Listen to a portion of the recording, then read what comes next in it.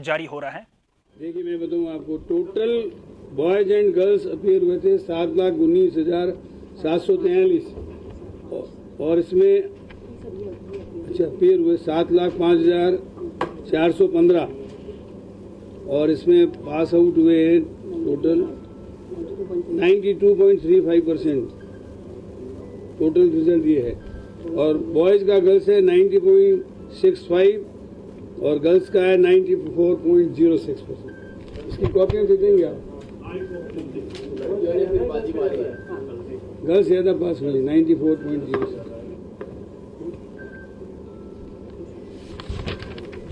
वरिष्ठ उपाध्याय में total appear हुए थे 5,470 और इसमें टोटल पास आउट हुए हैं ये 84.61%। इसमें बॉयज का रिजल्ट है 80.23% और गर्ल्स का है 88.60%। इसकी कॉपियां आपको अभी दे देंगे। ठीक है, और कोई बात पूछिए सर। गवर्नमेंट स्कूल आजकल बहुत अच्छा परफॉर्म कर रही है। अभी विद्याधर नगर में वैसे तो अलग अलग नहीं बताते बॉयज, लेकिन कुल मिलाकर के आपको मैं बताऊं, विद्याधर नगर में जो हमारे एडमिशन्स हुए हैं उसमें 30 सीटों के लिए 2600 एप्लीकेशन हुई और लॉटरी से 30 व्यक्तियों का एडमिशन हुआ। मुझे बड़े बड़े लोगों के एडमिशन के लिए मैंने कहा हमारा कोई रिजर्वेशन नहीं है। प्रेस के सामने लॉटरी निकली है, इसमें कोई चेंज नहीं हो सकता। ऑन एन एवरेज 30 सीटों के लिए 300 फॉर्म आए।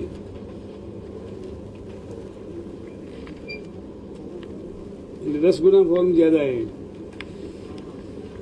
वैसे भी एजुकेशन का जो लर्निंग प्रोसेस का भी सर्वे हुआ था उसमें राजस्थान पहले 3 राज्यों में से एक था। दिल्ली का बहुत बड़ा विज्ञापन है, वो 7 राज्यों में से एक था। इसलिए राजस्थान हर क्षेत्र में आगे बढ़ रहा है। हम इंस्पायर अवार्ड में फर्स्ट आए हैं, फिट इंडिया में फर्स्ट हैं और अभी 5 विश्व रिकॉर्ड हमने बनाए। एक तो जम्बूरी का रिकॉर्ड बना हमारा, दूसरा रिकॉर्ड हमारा बना आर्टिफिशियल इंटेलिजेंस के माध्यम से जो ब्रिज कोर्स कराया था हमने 3वीं से 8वीं तक, उसका आर्टिफिशियल इंटेलिजेंस सिस्टम से इवैल्यूएशन कराया था, उसमें हमारा वर्ल्ड रिकॉर्ड बना। 12 अगस्त को देशभक्ति के गीत जो गाए गए थे एक साथ लगभग 1.25 करोड़ लोगों ने गाए थे, वो विश्व रिकॉर्ड बना। फिर 2 अक्टूबर को सर्वधर्म प्रार्थना सभा का विश्व रिकॉर्ड बना और 19 नवंबर को इंदिरा जी के जन्म दिवस पर जो नो बैग्स डे था उस दिन 56,000 स्कूलों में एक साथ चेस खेली गई, उसका विश्व रिकॉर्ड बना। तो हम एक्स्ट्रा करिकुलर एक्टिविटीज, को करिकुलर एक्टिविटीज और एकेडमिक एक्सेलेंस में राजस्थान निरंतर प्रगति के पथ पर पथारूढ़ हो रहा है। हम शिक्षा के बढ़ते कदम के अंतर्गत कई नवाचार कर रहे हैं। उन नवाचारों के माध्यम से राजस्थान शिक्षा के क्षेत्र में अग्रणी राज्यों में से एक है। जब छुट्टियां प्रारंभ हो गई है, शिक्षक तबादलों का इंतजार कर रहे हैं, तो तबादले कब तक शुरू होंगे? थर्ड ग्रेड के शिक्षक भी काफी इंतजार कर रहे हैं।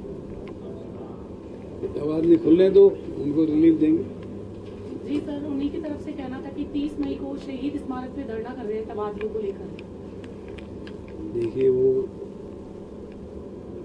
जब कहा जा रहा है कि बैन खुलेंगे तो उनको रिलीफ दे दिया जाएगा। बैन खुलने वाले हैं, मुख्यमंत्री जी भी जाके आभार जनता के आ गए थे कई साल। क्या रहा सर उस दिन? ऐसा हुआ था सर कि मैं वहाँ था नहीं। कई सारे शिक्षक गए थे सर कि होने वाला है, फिर वो क्या प्रोसेस चल रहा है सर? इसका प्रोसेस आपने वो एक पॉलिसी बना के दी थी सर, आपने लास्ट टाइम में कहा था कि उस पर वो चल रहा है, तो हो सकता है कि इलेक्शन है। लेकिन आप जानते हैं कि जब जिस समय स्टार्ट होगा उस समय हो जाएगा उसका भी।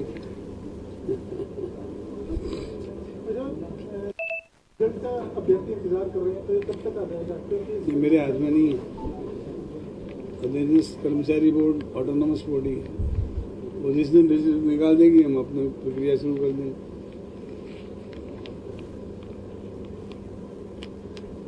न्यू एजुकेशन पॉलिसी को लेकर क्या चल रहा है? न्यू एजुकेशन पॉलिसी को इम्प्लीमेंट करने के लिए राजस्थान में मुख्य सचिव की अध्यक्षता में कमेटी गठित कर दी गई है। जिला स्तर पर जिला कलेक्टर्स की अध्यक्षता में कमेटी बना दी गई है। और हर तरीके से उसका एक्शन प्लान बना लिया गया है, लेकिन अभी तक इसके लिए भारत सरकार ने कोई वित्तीय सहायता उपलब्ध नहीं कराई है। पॉलिसी बनाने के बाद पॉलिसी को इम्प्लीमेंटेशन करने के लिए आप जानते हैं कि प्री प्राइमरी एजुकेशन शुरू हो रही है। प्री प्राइमरी एजुकेशन का इंफ्रास्ट्रक्चर बनाने के लिए इनके लिए जो स्टेट्स को सहायता मिलनी चाहिए वो अभी तक नहीं शुरू हुई है। वो तत्काल केंद्र सरकार को शुरू करनी चाहिए ताकि इस काम को और आगे बढ़ा सके। सर मतलब जो भी अभी सेशन में आए हैं, फीसों में बढ़ोतरी कंटिन्यू हो रही है निजी स्कूलों में, जबकि 10% का है गवर्नमेंट का, लेकिन फिर भी कंटिन्यू ज्यादा बढ़ोतरी, और उसके बारे में क्या कहना चाहिए? इसके बारे में जो शिकायतें आएंगी उनको मेरिट के आधार पर हम देखेंगे। इस बीच में हमारे चुनाव घोषणा पत्र में एक प्राधिकरण का प्रावधान किया है, उसका भी गठन की प्रक्रिया चल रही है। जैसे ही वो प्राधिकरण बनेगा, निजी शिक्षण संस्थाओं के बारे में किसी भी प्रकार की कोई भी शिकायत होगी और प्राधिकरण डिसाइड करेगा। वो बिल्कुल एक तरीके से ये कहना चाहिए कि न्यायिक बॉडी होगी। स्कूलों में जो स्टाफिंग पैटर्न है वो लागू शिक्षा को लागू नहीं होता है। स्टाफिंग पैटर्न जो है वो लागू हो गया है, शिक्षा लागू नहीं हो पाया। प्रारंभिक शिक्षा में ये काम हम कर चुके हैं और माध्यमिक शिक्षा की हमारी पूरी तैयारी है। जब भी हम इसको देश काल परिस्थिति के अनुसार लागू करना चाहें लागू कर दें। सर 10वीं बोर्ड का रिजल्ट पेंडिंग है, कब तक आने की उम्मीद है? क्योंकि 12th के सारे रिजल्ट आ चुके हैं, तो अब 10th का पेंडिंग है, तो कब तक आएंगे? मेरे ख्याल में जून के फर्स्ट वीक में, जून की फर्स्ट में या एक सप्ताह 10 दिन के अंदर अंदर जैसे जैसे तैयारी होगी कर देंगे। एक सर जैसे विनोद जी ने पूछा, थर्ड ग्रेड भर्ती वाला मामला है सर, अगर रिजल्ट लेट हुआ तो प्रोसेस में चुनाव की आचार संहिता आ जाएगी, तो कहीं भर्ती अटकने का डर? आचार संहिता तो अभी भाई सितंबर अक्टूबर उससे पहले थोड़ी आएगी। सितंबर अक्टूबर अभी तो मई चल रही है। रिजल्ट भी नहीं आया, तो रिजल्ट आने में कम से कम अभी रिजल्ट आपको पता है, रिजल्ट शिक्षा विभाग के पास थोड़ी है। शिक्षा विभाग के पास तो नहीं है, लेकिन बेरोजगारों को डर तो लग ही रहा है, बट भर्ती नहीं, कोई भर्ती बिल्कुल समय पर होगी और आचार संहिता से पहले हो जाएगी।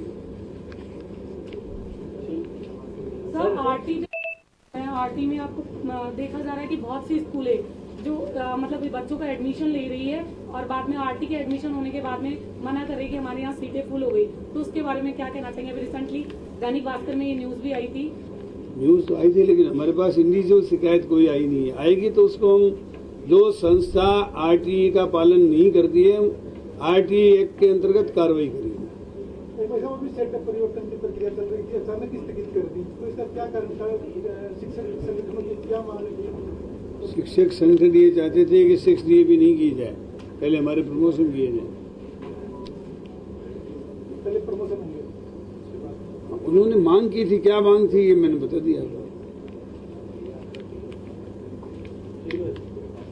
Thank you. मैडम की भी बाइट